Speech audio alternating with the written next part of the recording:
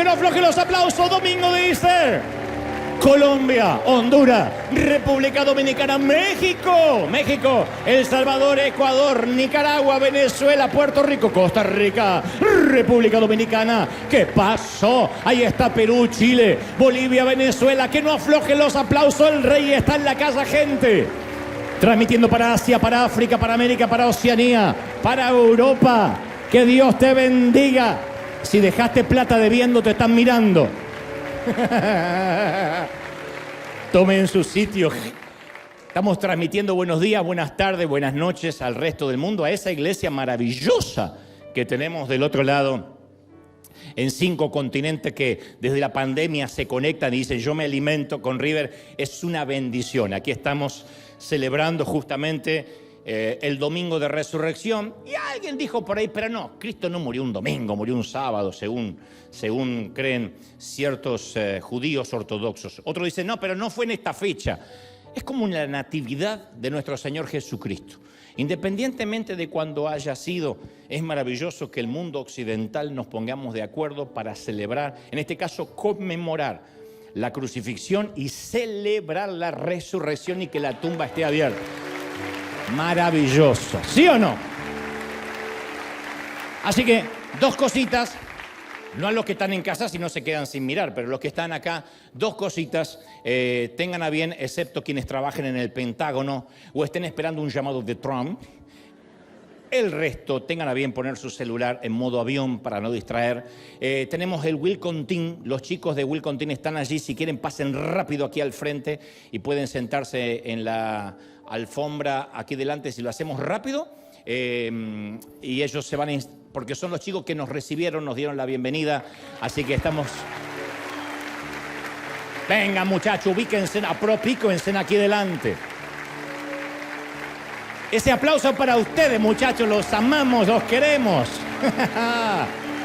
Están desde las 5, 6 de la mañana dándonos la bienvenida. No puedo decir tomen asiento, tomen alfombra. Tomen carpeta, tomen suelo. Así que vamos, que no aflojen para que ellos sigan pasando y para que... Nunca les agradecemos lo que hacen. Los bendecimos, los amamos. Ahora para allá, mirá. Para este lado me parece que también, creo, porque si no, no van a poder entrar todos.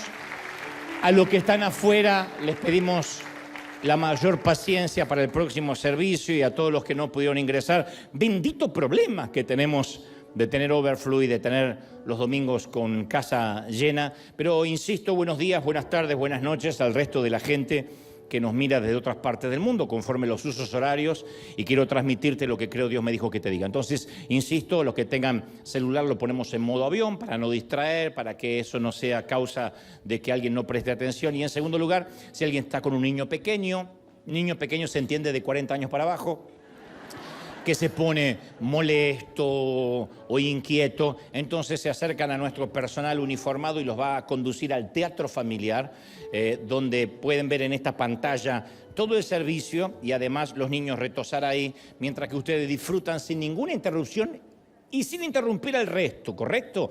Y si no, también tenemos una nursery donde también pueden tener ahí a sus babies hasta que... Y también tiene pantalla para que no se pierdan el servicio. Dicho esto, ¿estamos listos, gente, sí o no?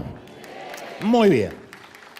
Hace unos años hicimos una gira por Estados Unidos, por la Unión Americana, y una de las paradas obligadas fue la ciudad de Washington, D.C., así que le pedí a nuestro misionero, que integra también nuestro board, nuestro comité, nuestra comisión, Rob Owen, que me llevara a un sitio en particular que yo siempre había querido conocer, en Washington, insisto. Recuerdo que un cielo gris dejaba caer una capa de llovizna, me abrigué lo más que pude con un sobretodo, con un saco grande, una bufanda, una chaqueta de lana, el frío era espantoso. Y los árboles desnudos del pleno otoño completaban el marco de fondo.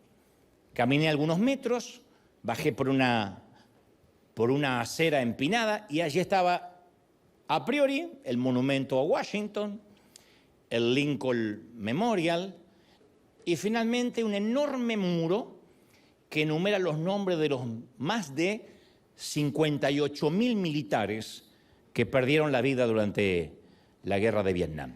El memorial de los veteranos de Vietnam. Me llamó mucho la atención. Este es el muro de los lamentos de toda una generación. Miles de nombres grabados en lápidas de mármol negro, una lista interminable de soldados muertos en acción.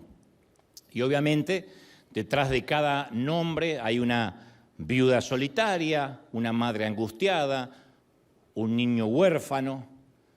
Y yo noté que algunas personas ahí llevaban una hoja de información que te dan en Washington, que les indica en cuál lápida buscar a su ser amado, en dónde encontrar el nombre. Y escuché a una mujer que le preguntaba a su hijo, ¿lo encontraste? Todos los nombres tienen un número, dijo ella. Todos los nombres se corresponden a un número.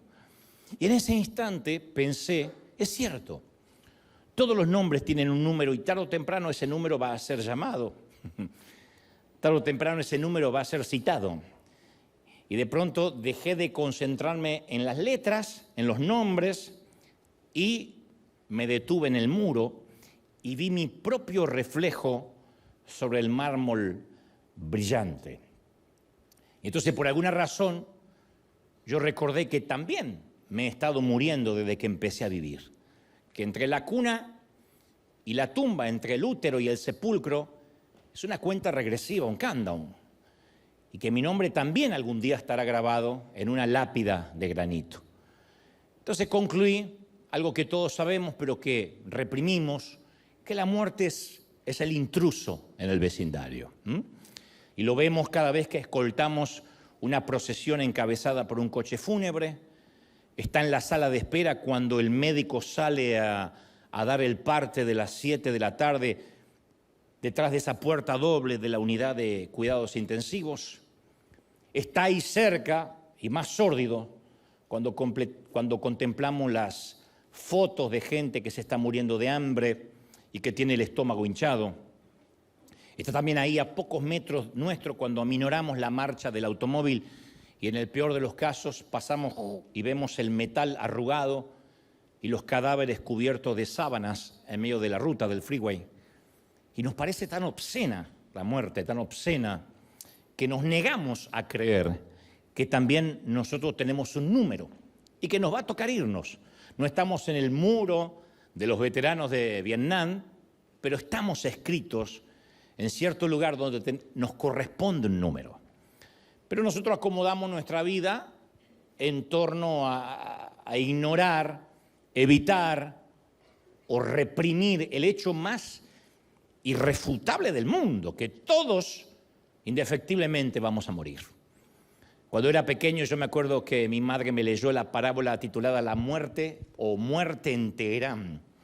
Muerte en Teherán es un cuento corto que dice que un sirviente corre hacia su adinerado amo gritando que acaba de toparse con la muerte, la cual lo había amenazado. Entonces le suplica a su amo que le dé un caballo muy veloz a fin de que pueda escaparse a Teherán, que era un sitio lejano. Y el amo accede. Y más tarde el amo se encuentra con la muerte y le pregunta, ¿por qué has osado amenazar a mi sirviente? Y la muerte le dice, yo no lo amenacé. Solo me sorprendí al encontrarlo aquí, cuando en realidad tenemos una cita esta tarde en Teherán. Entonces, es imposible eludir a la cita. Y el escritor de los Hebreos, en el capítulo 9, 27, dice, y de la manera que está establecido para los hombres que mueran una sola vez y después de esto el juicio. Y yo creo que a la mayoría nos gustaría hacer ciertos cambios o edición en ese versículo. Bastaría con cambiar alguna de las palabras y decir, bueno, la muerte es para alguno de los hombres o para casi todos, o todo el que deja de comer bien y de tomar vitaminas, ese es el que debe morir. Pero el que hace ejercicio no va a morir, pero esas no son las palabras de Dios. En su plan, todos debemos morir, aun los que comen alimentos orgánicos, gluten free, y se toman las vitaminas y salen a trotar todas las mañanas. Ahora, el ejercicio, convengamos, puede darnos unos latidos más. La medicina puede concedernos algunos respiros extra. Una vida libre de suegras puede alargar la salud. Está corroborado. Pero todos tenemos un número y eventualmente seremos llamados. Y esta aversión a la muerte data de siglos atrás. Ayer leía que Roma ordenaba que ningún cuerpo fuera enterrado o cremado dentro de la ciudad. Por eso la crucifixión se hizo puertas afuera de la ciudad. Por eso que cuando uno va a Israel, lo que se cree por el catolicismo que es la tumba de Jesús dentro de intramuros, dentro de los muros de Jerusalén, no puede ser cierto, y se cree que la tumba verdadera es la que está fuera de la ciudad, extramuros, que es el jardín de José de Arimatea. Se cree esto puesto que la ley era que los muertos no podían convivir con los vivos, se los consideraba con pavor. En realidad hasta tenían una ciudad de los muertos llamada la necrópolis. Y en la necrópolis estaban los muertos, los cadáveres, porque el terror y el temor separaba, insisto, a los muertos de los vivos. Ergo, eso iba a cambiar drásticamente luego de Jesús, porque después de la resurrección de Jesús, los cementerios hasta se instalarían en los predios de las iglesias. Hay iglesias que tienen sus propios cementerios. Algunos santos incluso serían enterrados debajo del suelo de la iglesia a fin de que en un sentido casi literal los vivos y los muertos se reunieran en adoración. Imagínense que debajo de la arena hubiese un cementerio y usted dice, hoy adoré con la abuela. Suena macabro, pero esto es lo que se hacía. Los muertos dejaron de asustar a los vivos y los dos grupos coexistieron en los mismos sitios. Ahora, ¿por qué las personas pasaron tan rápidamente de la antigua repugnancia a esta nueva familiaridad con la muerte? Debido, insisto, a la resurrección de Jesús. Pero por alguna razón, incluso nosotros los cristianos lo olvidamos. Con el tiempo se nos hace la mente frágil y volvemos a sentir otra vez aquella repugnancia y miedo y temor e incertidumbre por la muerte. Y nos oponemos a la muerte con una obstinada resistencia.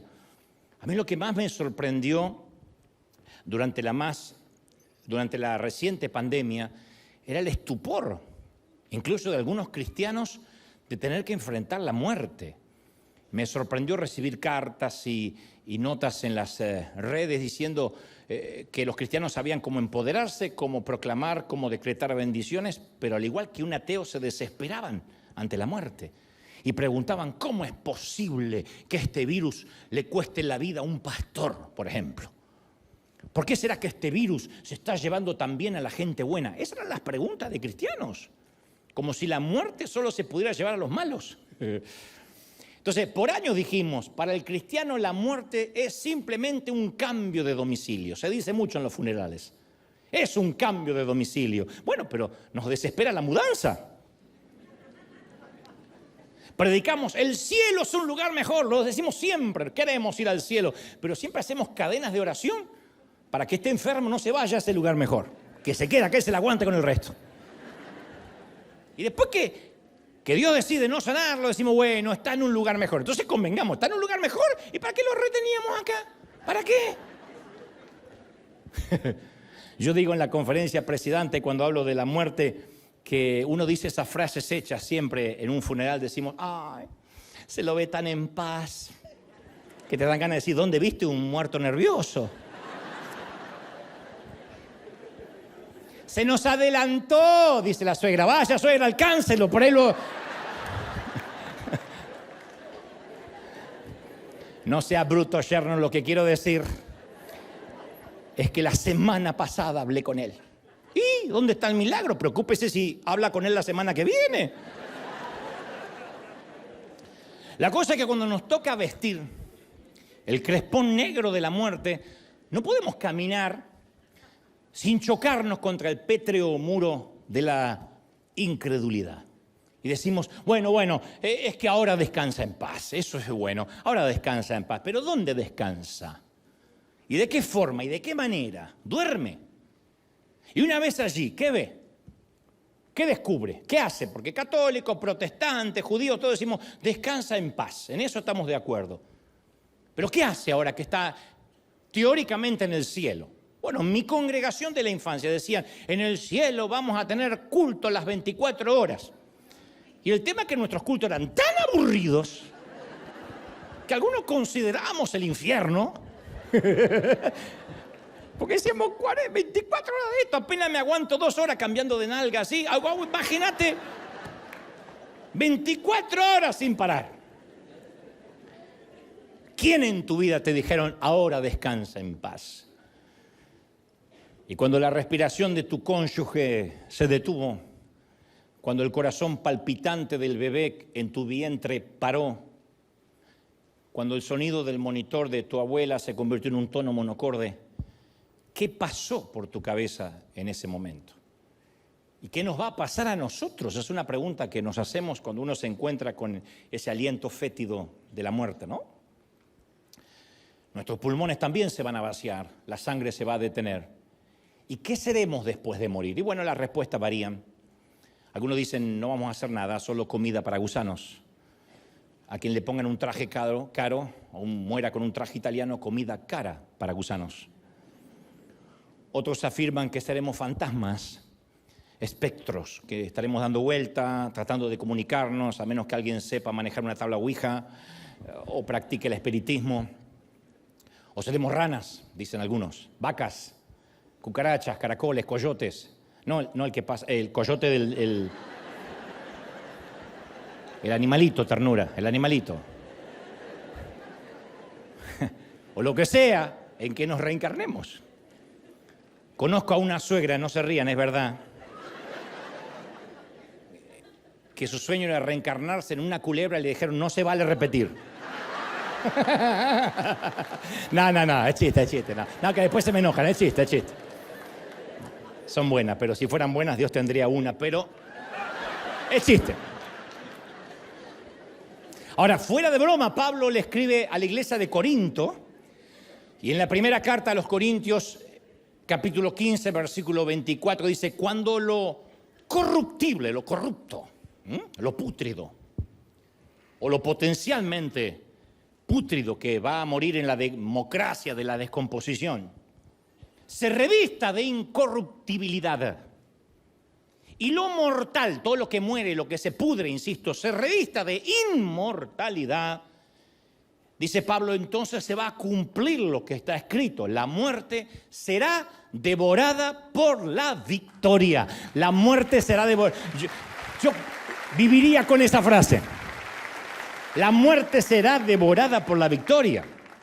Dicho esto, si alguna vez quisiéramos hacer un tutorial en internet, en YouTube, de cuál es el protocolo de cómo comportarnos en un funeral, porque hay gente que no se sabe comportar en un funeral, porque se le da por hacer chistes, de los nervios se empiezan a reír, aunque estén muy doloridos. Otros no saben qué decir, otros no saben si quedarse callados, si hablar. Otros parece que no van a un funeral porque tienen tanto votos que llegan y dicen, lo siento. Entonces, si quisiéramos hacer un tutorial de cómo comportarnos en un funeral, deberíamos obviar, ignorar a Jesucristo, porque Jesús era experto en arruinar funerales. Quizás la razón sea porque un guardavidas no puede quedarse sentado en la playa cuando ve que alguien se está ahogando. Actúa por lo que se llama de oficio, por instinto. Hay cosas que uno hace por instinto. Un maestro no puede resistirse a corregir cuando un alumno escribe con errores de ortografía, porque por instinto, por oficio tiene que actuar. Un policía actúa por oficio, aunque no esté de servicio, si ve un acto delictivo, si es un policía honesto, ¿no? Y Jesús no podía contemplar un funeral y quedarse impasible.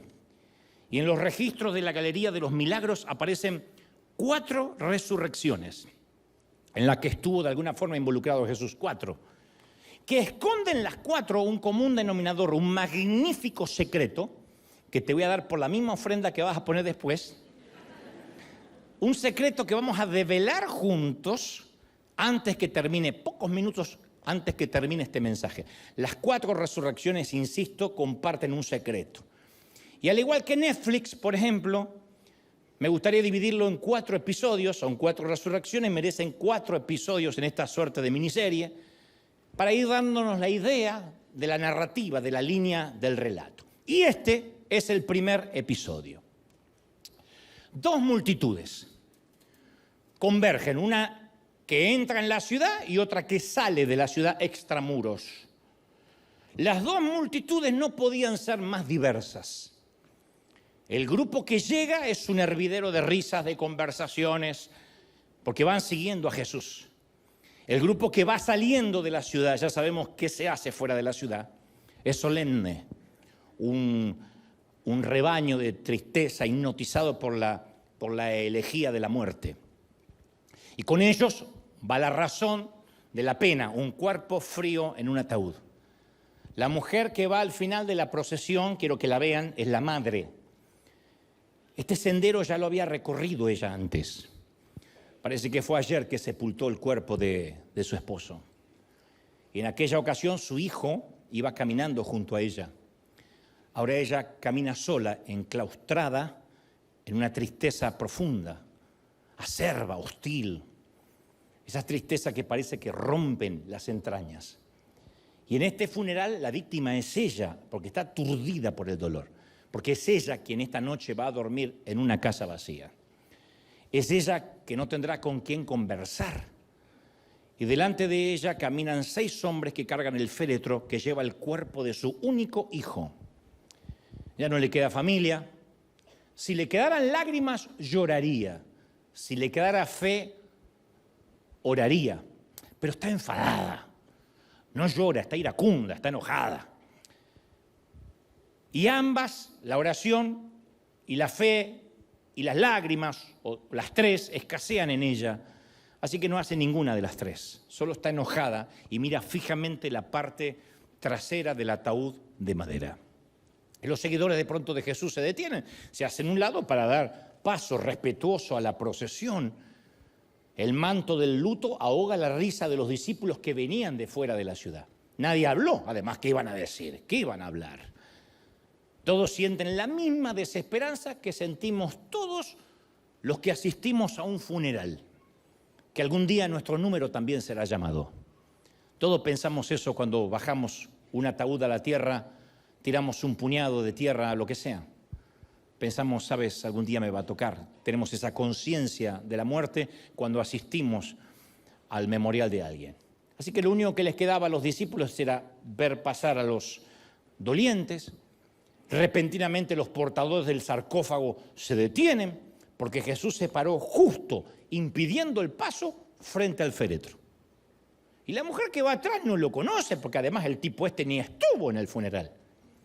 Pero antes que ella pueda objetar algo, él le dice, mujer, no llores, que no llore. ¿Quién es este tipo para decirme que no llore? Piensa ella. ¿Cómo que no llore? Y la descripción que da Lucas 7:14 de lo que ocurrió a continuación es cautivante, porque dice, y acercándose Jesús, tocó el féretro. Y los que lo llevaban inmediatamente se detuvieron como un acto reflejo. Y Jesús dice, joven, a ti te digo, levántate. Y entonces se incorporó y el que había muerto comenzó a hablar. Entonces los dedos tiesos del muchacho empezaron a moverse.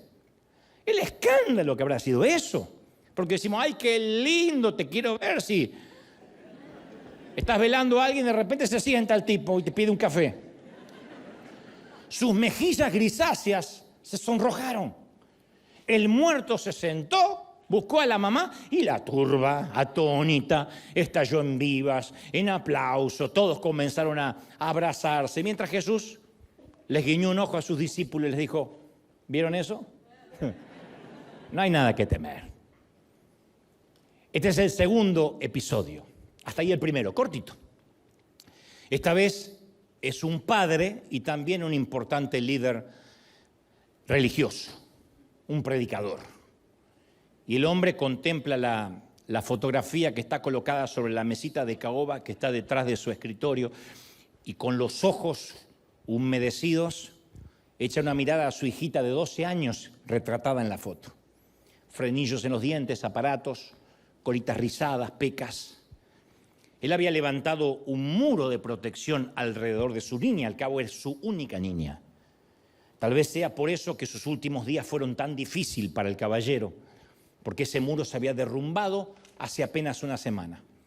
Resulta que la niña regresó de la escuela con algo de fiebre, irritación, y la mamá la mandó a la cama pensando que era una gripe común, algo de flu, pero a la mañana siguiente, al ver que toda la noche la fiebre no bajó, la tuvieron que llevar a la sala de emergencias y ya no salió. Y los galenos, los doctores estaban pasmados, porque no daban con la patología, no sabían qué era lo que pasaba. Aparentemente se trataba de un virus autoinmune que iba creciendo y que no le permitía bajar la fiebre. Y su papá se sentía impotente. Y como todo líder religioso, estaba tan acostumbrado a mostrarse fuerte que ya no se acordaba cómo ser débil. No sabía lo que era transitar la vulnerabilidad. Él mismo minimizaba la situación o la subestimaba, y cuando alguien lo llamaba y le decían ¿cómo está su hija? Él decía, no, se va a poner bien, es cosa de nada, pasajera. Se lo aseguraba a todos menos a él mismo. Por dentro él tenía esa represa emocional que se estaba agrietando, y lo que la rompió fue la llamada del médico hace unos minutos que le dijo, lo siento, don Jairo, su hija entró en un coma irreversible. Ahora el líder supuestamente fuerte, ecuánime, estoico, se lleva la foto de la niña en la cara y se pone a llorar. Y es entonces cuando se recuerda que un tal Jesús que dice o se autoproclama el Mesías anda en la ciudad. Él siempre pensó que se trataba de un charlatán, de un timador. Pero hay una frase que dice por ahí que todo hombre llega a un punto en que su desesperación es 1 milímetro más grande que su dignidad. Así que sale a la calle en busca de ese maestro, Mesías o como se llame.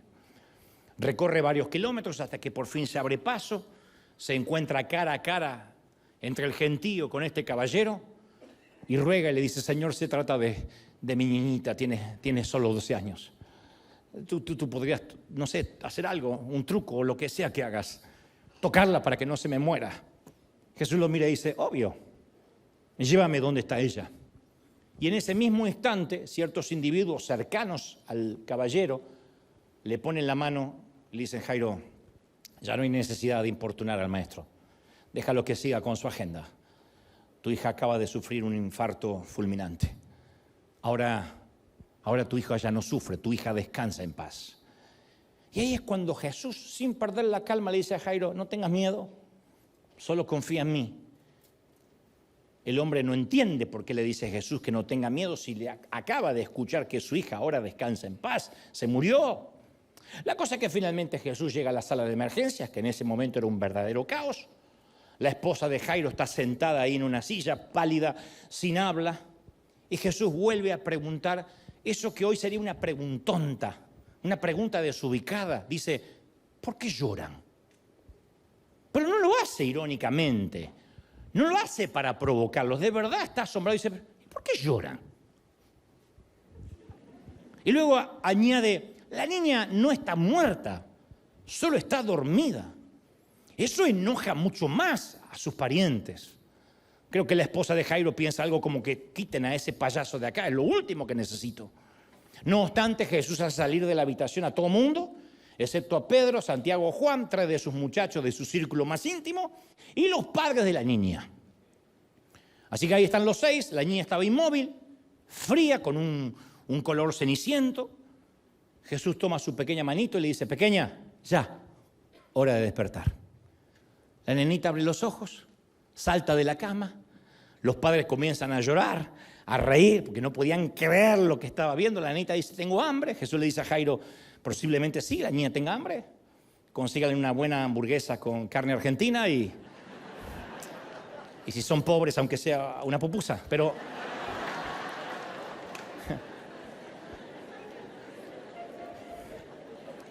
luego voltea hacia sus discípulos, les guiña un ojo y les vuelve a decir lo mismo que le dijo cuando resucitó al muchacho hijo de la viuda. ¿Vieron eso? No hay nada que temer. Este es el tercer episodio de la saga. Esta vez vemos a una amiga personal de Jesús, se llama Marta. Ella había esperado que Jesús apareciera para sanar a Lázaro, su hermano, y además amigo de Jesús. Luego había tenido esperanza de que apareciera a tiempo, al menos para enterrar a Lázaro, para presentar respetos, ni lo uno ni lo otro. Para cuando llegó Jesús a Betania, Lázaro llevaba 4 días muerto. Y Marta se preguntaba qué clase de amigo era Jesús. Y cuando finalmente Jesús llega, ella lo confronta y le dice esas palabras: Señor, si hubieses estado aquí, mi hermano, tu amigo, no habría muerto. El reclamo de la dama era cierto. Jesús nunca apareció, ni para ayudar, ni para sanar, ni para enterrar, y que conste que estaba notificado. Y ahora, 4 días después, por fin llega muy fresco. El funeral terminó, el sepulcro está sellado. Y las palabras de Marta tienen eco hasta el día de hoy. Todos hemos dicho algo similar. Cuando nos dicen descansa en paz, ya no sufre. Dios, si hubiera sobrado mi esposo, habría sobrevivido. Yo no andaría deambulando sola por la casa. Si habrías intervenido, ese bebé estaría con vida. Si habrías oído mi súplica, mis brazos hoy no estarían vacíos. Lo cierto es que cuando nos encontramos con la muerte, nuestra definición de Dios es desafiada y nuestra fe es puesta a prueba. Entonces solemos creer que la muerte como que ya no es jurisdicción de Dios. Como que Dios puede hacer todo hasta la muerte. Después ya, y bueno, resignación, ya Dios no pudo hacer nada. Es como cuando salen los médicos y dicen, lo siento, lo perdimos. Decimos, bueno, es que Dios puede hacerle milagros mientras respira. Después ya no es jurisdicción de Dios. Y ahí es cuando Jesús llora, pero de frustración. No llora por el muerto, llora por los vivos. No llora por el que está detrás de la piedra, que sabe lo que va a hacer ahora, sino por aquellos que viven, pero están muertos. Llora por aquellos que, aunque libres, están presos y encarcelados por un ridículo temor a la muerte. Entonces, ¿qué tiene que hacer él para convencerlos? ¿No le había demostrado ya a todos con el hijo de la viuda de Naín que se toparon de casualidad? Ni siquiera la mujer pidió ayuda y lo hizo resucitar. ¿No había sido suficiente prueba la hija de Jairo, que ya estaba muerta y le dijo, levántate, hora de despertarse? Y por favor entendamos esto, Jesús no estaba haciéndole un favor a los muertos que resucitaba. Eso de que alguien llega al cielo y pide una segunda oportunidad para volver ocurre en Hollywood. Eso de que el cielo puede esperar es simplemente un invento de las películas. Nadie que llega allá quiere volver, nadie. Alguien dijo, ay, ¿en serio? Sí, no quieres volver. Y menos con todo lo que quedaste debiendo, no quieres volver. Ahora, Jesús los traía de regreso solo para demostrarle a los vivos que la muerte había empezado a ser devorada por la victoria. ¿Alguien lo cree, sí o no? Ahora, bueno, estamos en el tercer episodio. Conducen a Jesús hasta la tumba de Lázaro, donde había sido enterrado su amigo, en una cueva, una piedra colocada sobre la entrada, como se estilaba. Sobre la piedra ya se había tejido una telaraña del fin. Y la orden fue suave de Jesús, pero firme, dijo, quiten la piedra. En otras palabras, o en palabras más sencillas, quiten la piedra para que puedan ver a Dios. Las piedras nunca fueron obstáculos para Dios. No lo fueron en Betania hace 2025 años y no lo fueron tampoco en Europa hace 100. Estaba leyendo que en Europa hace 100 años, hace un siglo, había una condesa, la condesa de Hannover, una alemana famosa por su ateísmo y su convicción de que nadie puede hallar vida en un sepulcro. Ella tenía grandes debates públicos con cristianos. Entonces, antes de morir, esta condesa dejó instrucciones específicas que su tumba fuera sellada con una plancha de granito. Pidió que alrededor de su tumba se colocaran bloques de piedra y que las esquinas de los bloques fueran aseguradas con pesadas prensas de hierro. O sea, la tipa no quería salir más. Y sobre la plancha de granito se grabó esta inscripción que ella mismo se ocupó de asegurarse que le colocaran. Esta sepultura jamás y nunca deberá abrirse. Está comprada para toda la eternidad. Una forma petulante también de decirse a sí misma, yo compro mi tumba y aquí no me saca nadie. Ella aseguraba que su tumba iba a servir de mofa o de burla en contra de la creencia cristiana de la resurrección. Pero no contó la señora con los planes de un pequeño nogal, un árbol, cuyas raíces estaban cerca de la tumba, se fueron abriendo paso por debajo y empezaron a salir por entre las placas de piedra. Con los años el nogal se abrió camino a la fuerza hasta que hizo saltar las prensas de hierro y se levantó de cuajo la tapa de granito.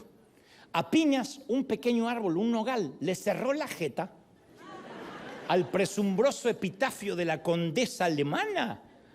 Y Jesús hizo lo mismo, está por hacer lo mismo con la piedra de Lázaro. Dice, corran la piedra. Y luego dice, Lázaro, hora de despertar. 4 días durmiendo, como le dices a tu hijo adolescente. 4 días durmiendo. Y en la profundidad de la tumba, el amigo se movió. Un corazón inmóvil empieza a latir. Sus ojos vendados se abrieron de golpe. Y cuando el hombre hecho momia se sentó, Jesús les vuelve a guiñarle el ojo a los discípulos por tercera vez y dice, ¿vieron eso? No, creo que hace así. No hay nada que temer. Y finalmente este es el 4.º episodio, el final. Esta vez la protagonista se llama María Magdalena. Y antes de conocer a Jesús tenía 7 demonios. Era prisionera al menos de 7 enfermedades. No sé qué incluían, si depresión, bipolaridad, quién sabe qué cosa. Pero un día Jesús entró en su mundo. Así que él solo dio la orden y los demonios huyeron, 7. Y ahora ella, que lo había seguido durante todo su ministerio, gran parte de él, ahora ella fue testigo presencial de la crucifixión. El viernes, María Magdalena vio a Jesús morir. Y cuando llega el domingo, un día como hoy, relata Juan capítulo 20, versículo 1, que muy de mañana, cuando todavía estaba oscuro, María Magdalena fue al sepulcro. El único propósito de esta dama era limpiar la barba de Jesús de los coágulos de sangre restantes y quizás decirle un último adiós. No iba a buscar un milagro. Y en la bruma de la madrugada se levanta de su estera, toma sus aromas, sus aloes y sale de la casa. Ella prevé una tarea macabra, porque el cuerpo ya va a estar hinchado, el rostro estará muy pálido, el líquido cadavérico va a hacer que apeste. Así que a medida que ella recorre el angosto sendero, el cielo gris se va volviendo dorado porque está amaneciendo. Y cuando ella vira la última curva, lo estamos viendo en el 4.º episodio, se queda boquiabierta porque la piedra que estaba tapando la entrada de la tumba había sido empujada y piensa, por acto reflejo, ¡se robaron el cuerpo de mi Jesús! María Magdalena supuso que algunos saqueadores de tumbas habían profanado el cuerpo, así que regresó corriendo despavorida hasta que se topa con Pedro y con Juan. Le dice, muchachos, alguien se robó el cuerpo. Entonces Pedro y Juan tienden también por acto reflejo a correr hacia la tumba. Y apenas Juan entra a la tumba, ve que toda la evidencia tiene sentido. Ve el sudario, ve la túnica, la piedra corrida y se acuerda todo lo que le dijo Jesús. Miró y creyó. Entonces la Pascua de Resurrección tenía ahora su primer celebrante. Pedro y Juan se apresuran a contarle a los demás. Y como esto es una miniserie, te dije, uno esperaría que el lente de la cámara los siguiera a ellos. Ellos acaban de ver eso y van a contarle a los demás. Es lo que haría cualquier línea narrativa, cualquier director. Después de todo, estos tipos son los escritores de las epístolas. Cobraron más que la mujer que hace de María Magdalena. Pero la cámara no los sigue a ellos, sino que se queda con la mujer. Juan relata, pero María se quedó afuera llorando junto al sepulcro. No nos dice qué pasó con los otros o qué pasó en el camino que fueron hablando. Y mientras que esta dama estaba allí y lloraba, se inclinó para mirar dentro del sepulcro y vio a 2 ángeles. Y pensó que eran 2 tipos cualquiera. Claro, recién estaba amaneciendo, las lágrimas no le dejaban ver con claridad. Y estos 2 estaban sentados, uno a la cabecera y el otro a los pies, donde había estado el cuerpo de Jesús. Y uno de estos, que se ve que aprendió del maestro, le dice, ¿Y por qué lloras?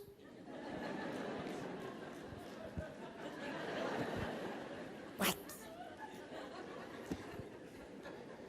Y la Biblia dice que primero a ella le ofende la pregunta, supongo.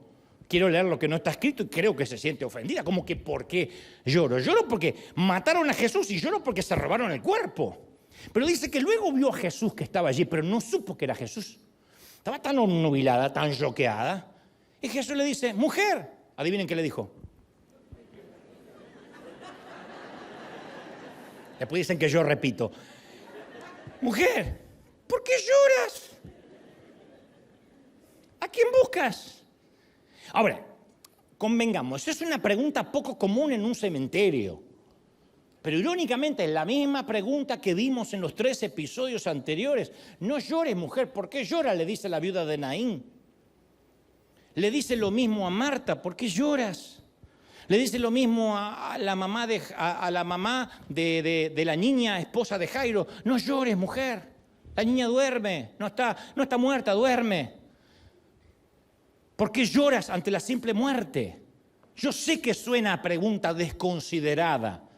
No se la permitiríamos a ningún pastor, cura o rabino que entrara a un velorio y dijera, ¿por qué lloran? Aunque claro, nuestro fundador, el pastor Juan Carlos Ortiz, lo solía hacer. Él también era un arruinador de funerales. No me consta que resucitara a los muertos, pero siempre entraba y decía, ¡pero qué lindo que se murió! Y venía la viuda, ¡ay, pastor, qué alegría que ya se fue! Primero, dice Ortiz, primero porque ya está con el Señor y es lo que vivimos predicando. Y segundo, que no se lo decía, ya no la tiene que aguantar a la vieja esta. ¡Pero qué lindo!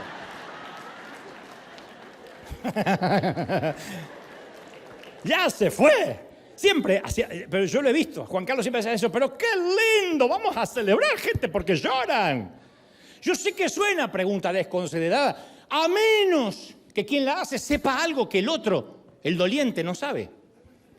Y ella dice la palabra que pensando que era el hortelano, el jardinero, dijo, Señor, si tú te lo llevaste al cuerpo, dime dónde lo pusiste. Ella no reconoció a su Señor. Entonces Jesús hace algo al respecto, que es lo que suele hacer, su modus operandi cuando alguien no lo reconoce. No se enoja, no le dice, ¿cómo no me conoces? Sino que la llama por su nombre, le dice María. María. No sé, tal vez fue la manera en que lo dijo. La inflexión de la voz, el tono, o el acento galileo, el dialecto arameo, no lo sé.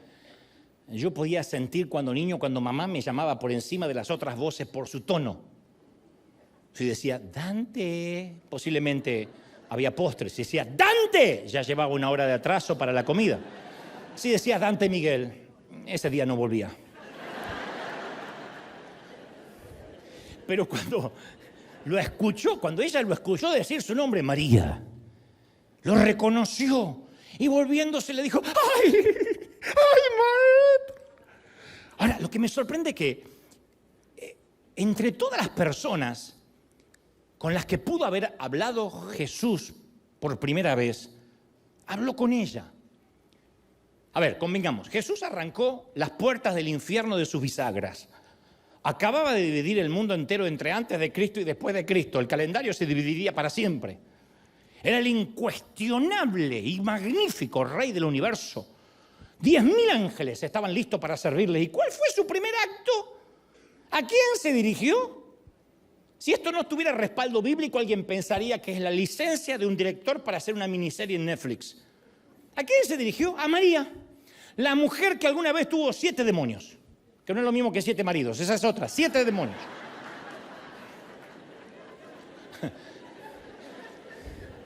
¿Por qué ella? Ninguna epístola lleva su nombre. Ninguna historia en el Nuevo Testamento describe su obra, no. Entonces, ¿por qué Jesús crearía una atmósfera, un momento para María Magdalena? Quizá para darnos un mensaje a todos los afligidos y preocupados, porque nuestro número algún día será llamado. Quizá queríamos que tuviéramos en cuenta lo que el salmista dijo en el Salmo 35. El llanto puede durar toda la noche, mas con la mañana, con el amanecer llega la alegría. ¿Sí o no? Así que, Me atrevo a pensar que Jesús le guiña un ojo a María Magdalena y le dice, ¿viste eso? No hay nada que temer. La desesperanza no será nuestro pan diario. La tristeza no va a durar para siempre. Las nubes pueden eclipsar el sol, pero no pueden eliminarlo definitivamente. La noche puede retrasar el amanecer, sí, pero no puede evitarlo. La mañana siempre llega, no tan rápido como queremos, lo sé. La mañana a veces no llega tan dramática y drásticamente como quisiéramos, pero la mañana siempre llega. Y con ella llega la alegría. Entonces yo sé que hay gente aquí en casa que necesita esta promesa y te preguntas si esta noche de duelo, de dolor, se va a terminar en algún momento. Y yo creo que te grabes esto. La tristeza quizá nos puede robar la noche, pero nunca nos puede robar la vida entera. Es una promesa del Señor. Una noche, 2 noches, 3 noches, no la vida. ¿Estamos de acuerdo, sí o no? Pablo dice en la primera carta a los Corintios 15:20, Cristo ha sido levantado de los muertos como primicias de los que murieron. Entonces las primicias es el primer fruto de la cosecha. Y el agricultor anticipa la calidad de la cosecha tomando una muestra, una primicia del primer lote. Y nosotros podemos anticipar nuestra resurrección mirando la primicia, la resurrección de Cristo. Hoy conmemoramos la primicia, la resurrección del Señor. Entonces, ¿qué va a pasar cuando muramos? Bueno, las Escrituras nos regalan algunas garantías fascinantes, como este es un libro de jurisprudencia, de leyes que se cumplen. A mí me fascina recordarlas. Juan 5:25 afirma, los muertos oirán la voz del Hijo de Dios. Dios no se reserva ese derecho, le deja al Hijo que aparentemente se dedica a arruinar funerales, a que los siga arruinando. Le dice, los muertos escucharán la voz del Hijo de Dios y todos los que están en los sepulcros oirán su voz y saldrán de allí. Y hasta el día de hoy, cada vez que visito un cementerio, yo siempre me imagino ese momento. De hecho, por eso soy malo para ir a los funerales, porque mientras que todos están sufriendo, yo digo, me fascina imaginarme. Porque la mayoría de los cementerios son lápidas que apenas pueden leerse. Y en algunos lugares hace siglos que no mueven la tierra. Y como ese hay millones de cementerios en todo el planeta. No obstante, el mismo Jesús que estremeció la tumba de José de Arimatea va a estremecer la tierra de cada cementerio. La hierba va a ser empujada desde adentro, dice la Biblia. Los féretros se abrirán, los cuerpos de estos seres olvidados, hasta por sus propias familias serán llamados, su número será llamado desde el cielo. Ahora, la pregunta es, ¿y de qué forma? ¿Y cómo se verán esos cuerpos? Porque algunos creerán que esos son zombies, eso es otra serie. Claro, porque la mayoría de esos cuerpos son huesos, en el peor de los casos ceniza, polvo, nada. Algunos murieron asolados por una enfermedad, por deformidades. Otros fueron acribillados a balazos, destruidos por el fuego. Y aquí la respuesta de Pablo en la primera carta a los Corintios 15:42, él dice cómo van a resucitar. Dice, cuando morimos, nuestros cuerpos terrenales son plantados en la tierra. Son plantados, nota que no dice enterrados, son plantados como una semilla. Pero serán resucitados para que vivan para siempre. Nuestros cuerpos son enterrados en deshonra. A mí me sorprende eso, porque algunos en los funerales ponen un ataúd de lujo y visten a la abuela como en su vida la vistieron. Yo he estado en funerales de abuelas que dicen, ay, queremos darle un cajoncito lindo, y la pobre tenía de mesa de luz un cajón de manzana mientras vivía. Pero la culpa hace que la mandemos al otro barrio como si fuera al palacio de Buckingham. Y nosotros decimos, la enterramos, lo enterramos con honra. Y Pablo dice, aquí se entierra a la gente con deshonra, pero serán resucitados en gloria. Son enterrados en debilidad, serán resucitados con fuerza. Son enterrados como cuerpos humanos naturales, pero serán resucitados como cuerpos espirituales. ¿Y todo por qué? Porque la muerte ha sido devorada por la victoria. La muerte ya no tiene poder. La muerte ha sido devorada por la victoria. ¿Sí o no? Ahora, yo no estoy subestimando lo que siente. Sin duda la muerte trae tristeza. Pero lo que no tiene que traer es desesperación. La tumba no pudo contener a Cristo y como Cristo está en nosotros, tampoco nosotros quedaremos contenidos en una tumba. Esa es la promesa de Dios. Dios va a reclamar su creación. A Dios le encanta rehacer y restaurar. Él anunció: yo hago nuevas todas las cosas. Adiós a las salas de esperas en el hospital, a los partes médicos, a los papeles de divorcio manchados con lágrimas, a los ultrasonidos inactivos, a las quimioterapias invasivas, a las diálisis extremas. Adiós a besar frentes frías y a comenzar a besar mejillas tibias. Adiós a la soledad, a los avisos de embargo, al maltrato, a la ilegalidad. Adiós al cáncer, a los tumores, a la metástasis. Adiós para siempre a la leucemia. Dios reclamará cada cuerpo enfermo, cada mente atribulada, porque la muerte ha sido devorada por la victoria. Es una promesa. En el Viernes Santo, las autoridades del Imperio Romano, del gobierno de facto invasor, colgaron a Jesús en una cruz para que muriera lentamente y después lo tiraron en una tumba para que se pudra de la misma manera que todo cuerpo humano lo ha hecho desde que entró la muerte a este tenebroso mundo. Y le dijeron a todos: es todo, amigos, se terminó el espectáculo, ya no hay nada para ver. Ya murieron los 3 delincuentes en las cruces, hora de volver a casa. Pero estaban equivocados. Jesús había reservado su mayor milagro para el final y como una obra de Broadway, el mejor acto siempre está antes de que se cierre el telón. Yo estoy consciente que la muerte puede llevarse demasiado. Yo lo viví con mi madre, que el Alzheimer me robó los últimos años de poder platicar con ella. Eso es lo que el Alzheimer hace, entre otras cosas, poner los recuerdos en un estante demasiado alto para que ella los pueda alcanzar. Viví el despedir a mi padre solo en una pandemia.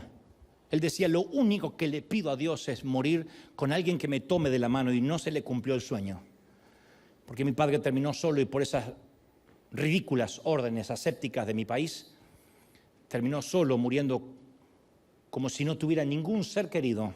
Y de allí a una funda y de allí directo a cremación por orden del gobierno. Así que yo sé que la muerte duele. Vi la muerte de mis propios hermanos, un hermano de 46 años morir por un infarto fulminante.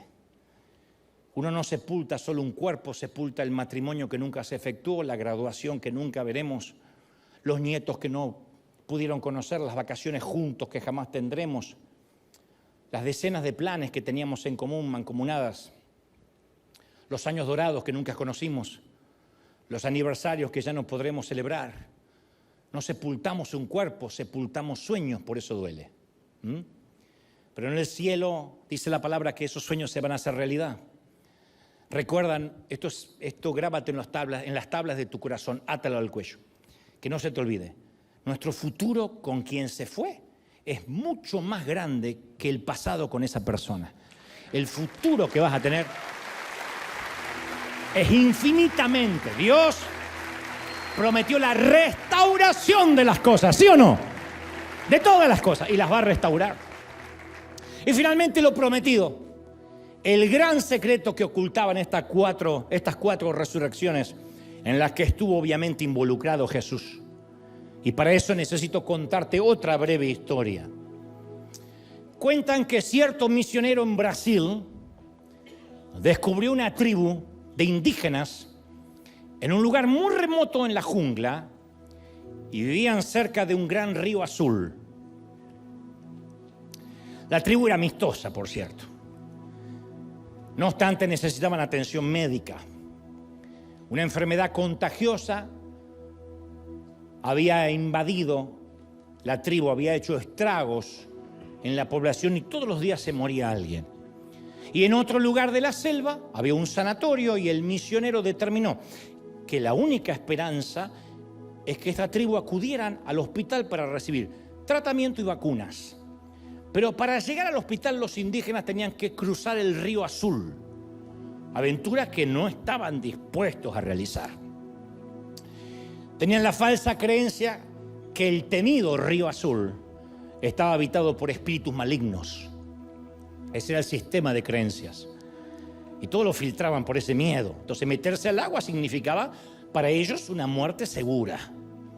De manera que el misionero emprendió la difícil tarea de eliminar la superstición de la tribu y les explicó que él en persona había cruzado el río y no había sufrido daño alguno. No tuvo maldición, pero no tuvo suerte. Entonces llevó a la gente a la ribera y metió su propia mano en el agua y dice, ven. Y la gente aún así no le creía. Entonces se mete al río y se salpica el rostro. La gente miraba con atención, pero seguían vacilantes.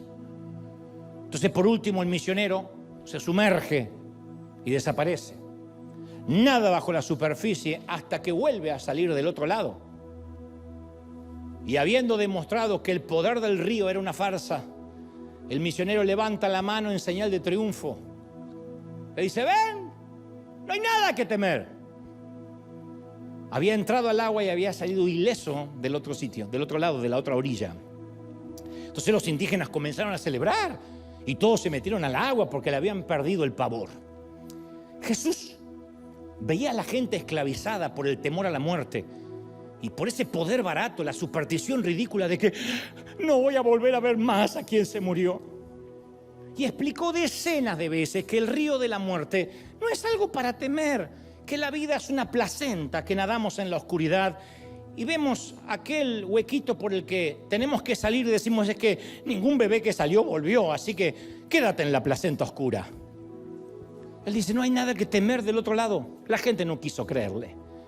Entonces tocó a un muchacho en un féretro, al único hijo de la viuda, y lo llamó de nuevo a la vida. Sus seguidores seguían sin convencerse.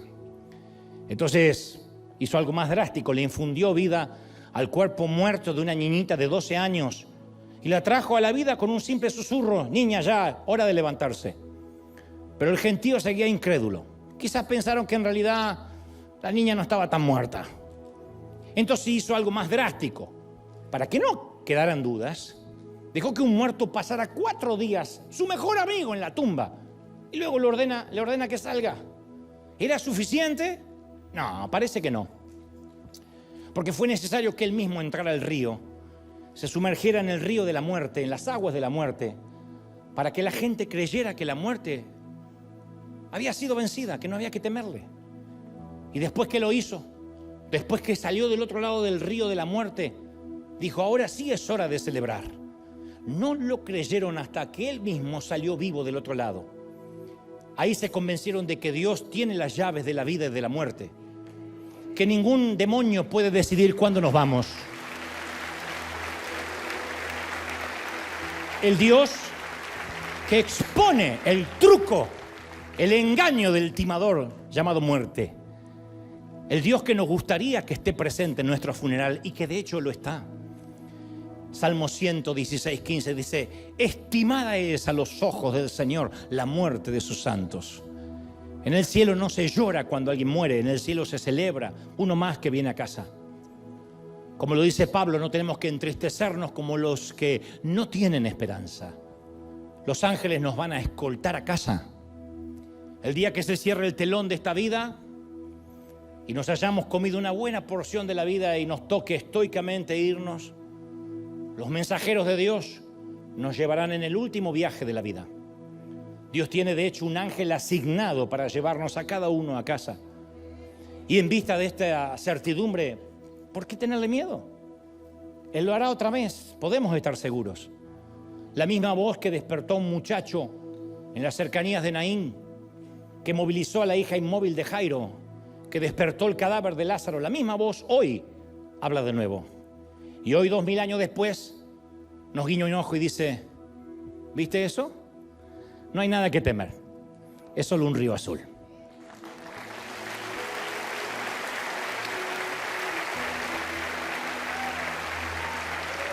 ¡Chile! Vamos, dale un aplauso grande al Señor de señores. Vamos, que ese aplauso sea gigantesco, vamos a celebrar. Vamos a celebrar al Rey, ¡aleluya! ¡Santo! ¡Chile! Vamos, que ese aplauso no se detenga, Él ha resucitado, te va. Del río te exaltamos, Dios. Las calles son de oro y de cristal.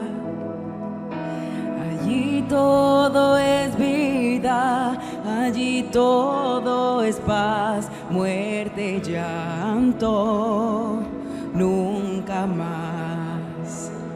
Tristeza y duelo, nunca más. Ver el gran río de la vida. Exaltado a Dios, santo. Claro como el cristal. Ver el rostro del maestro. ¡Todos! ¡Sí! Ya no habrá más noche allí. Ya no habrá ningún clamor. Veré los ojos de Jesús y tocaré su cuerpo al fin. Ya no No más. Se acabó. más noche allí, ya no habrá ningún clamor. Veré los ojos de Jesús y tocaré su cuerpo al fin.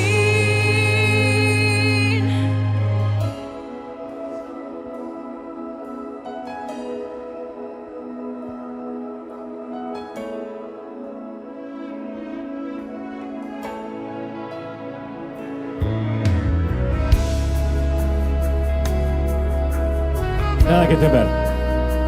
Nada que temer. Nada. Santo eres Jesús.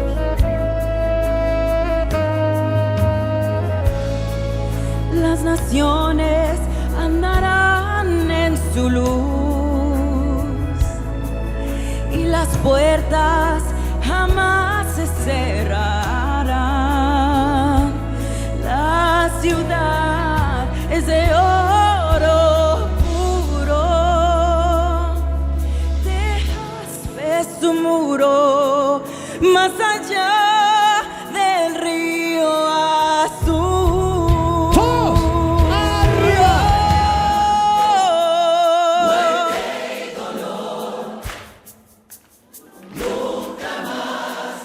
Anda.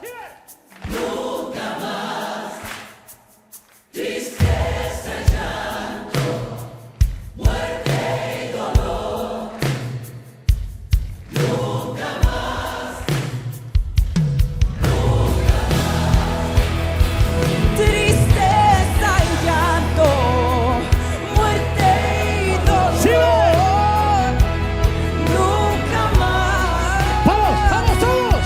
nunca más.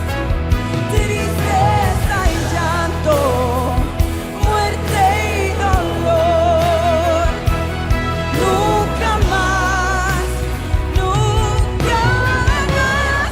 Ya no habrá más noche allí, ya no habrá ningún clamor. Veré los ojos de Jesús y tocaré su cuerpo al fin. Ya no más noche ahí, ya no habrá ningún clamor. Veré los ojos de Jesús y tocaré su cuerpo al fin.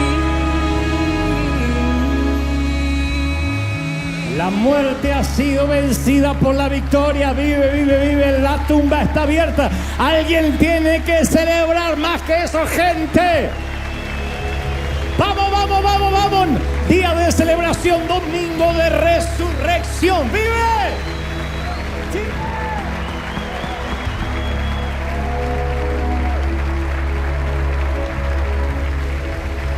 Nunca más nos preocupamos por un simple río azul.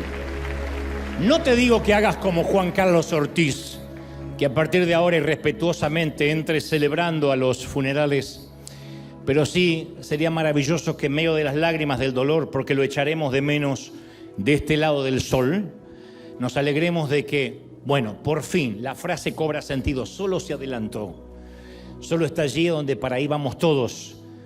Estamos inscritos en el libro de la vida, y si no, alguien tiene duda de decir, sabes, yo a veces dudo de mi salvación, dudo que pueda ir a reencontrarme con, no sé, quien sea que esté allí ya, padres, madres, hijos. Y si alguien está pensando, dudo que mi padre esté en los cielos, era un hombre malo, o mi madre no conocía al Señor, quiero decirte algo, aunque esto cause urticaria a muchos religiosos. El poder de saber quién va al cielo y quién no va, no nos corresponde a nosotros. Yo sé que nos vamos a sorprender. No sabemos lo que pasa por la cabeza de alguien en los últimos minutos, mirando el techo de una ambulancia, en el momento del infarto. Yo solo sé que bastó que un ladrón crucificado al lado de Jesús ni siquiera se arrepintiera, ni siquiera hiciera una oración de fe, solo pidiera auxilio para que el Señor le prometiera el paraíso. Ese es nuestro Dios. Dios es un Dios bueno. Así que a los que están del otro lado, solo dice, Señor, entra en mi vida.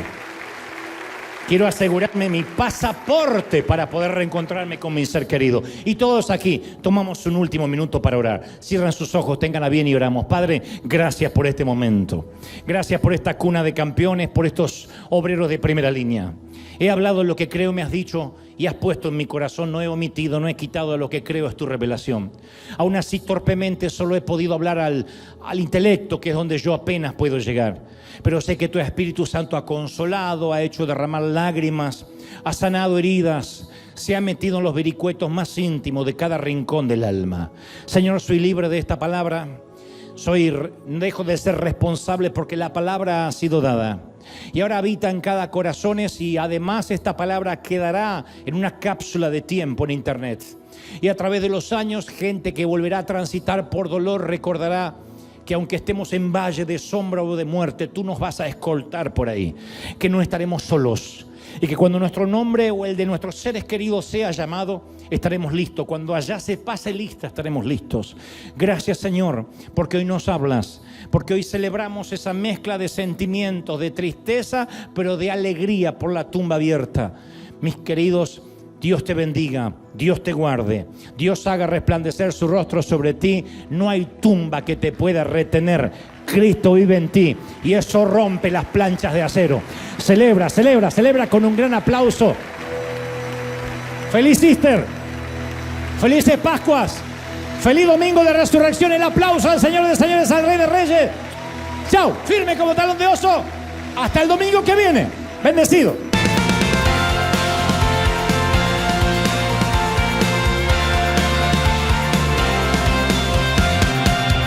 Apareciste una noche de soledad, abandonado y perdido te reconocí. Tu voz diciéndome no temas, yo estoy aquí.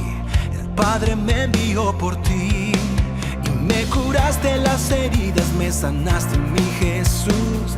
Todas mis cargas las dejaste allí en la cruz. Algo tan grande no lo puedo comprender.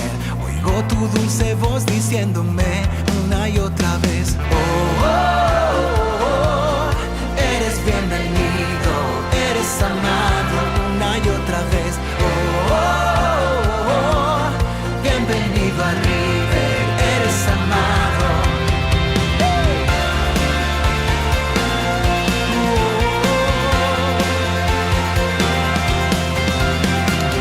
Apareciste en una noche de soledad, abandonado y perdido te reconocí. Tu voz diciéndome no temas, yo estoy aquí.